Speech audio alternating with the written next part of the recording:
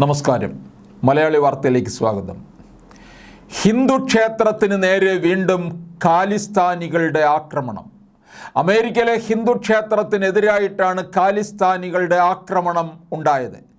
കാലിഫോർണിയയിലെ നെവാർക്കിലാണ് ഖാലിസ്ഥാനികൾ ആക്രമണം നടത്തിയത്.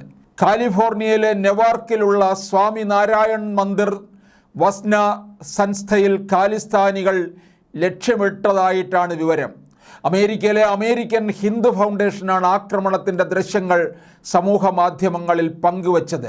ക്ഷേത്രത്തിൻ്റെ ചുവരുകളിൽ ഖാലിസ്ഥാനി മുദ്രാവാക്യങ്ങൾ എഴുതിയിട്ടുണ്ടെന്ന് സംഘടന സോഷ്യൽ മീഡിയ പോസ്റ്റിൽ പറയുന്നു.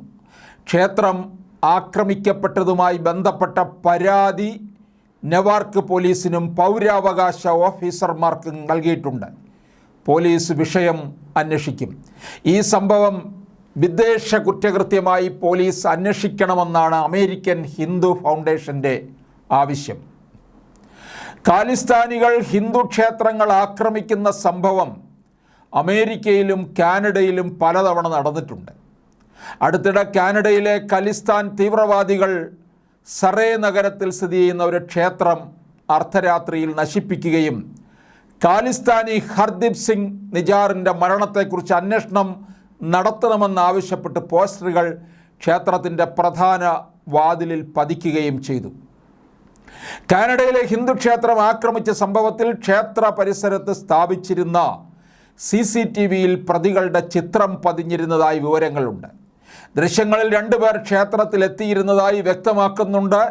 ഇരുവരും മുഖം മറച്ചിരുന്നു. നീല തലപ്പാവ് ധരിച്ചയാൾ ക്ഷേത്രത്തിൻ്റെ പ്രധാന വാതിലിൽ ഖാലിസ്ഥാനി നേതാവിൻ്റെ മരണം സംബന്ധിച്ച് പരിശോധന നടത്തണമെന്ന പോസ്റ്ററുകൾ പതിപ്പിച്ചു. ഇതിനുശേഷം ഇരുവരും അവിടെ നിന്ന് ഓടി രക്ഷപ്പെടുന്നതും ദൃശ്യങ്ങളിൽ കാണാം.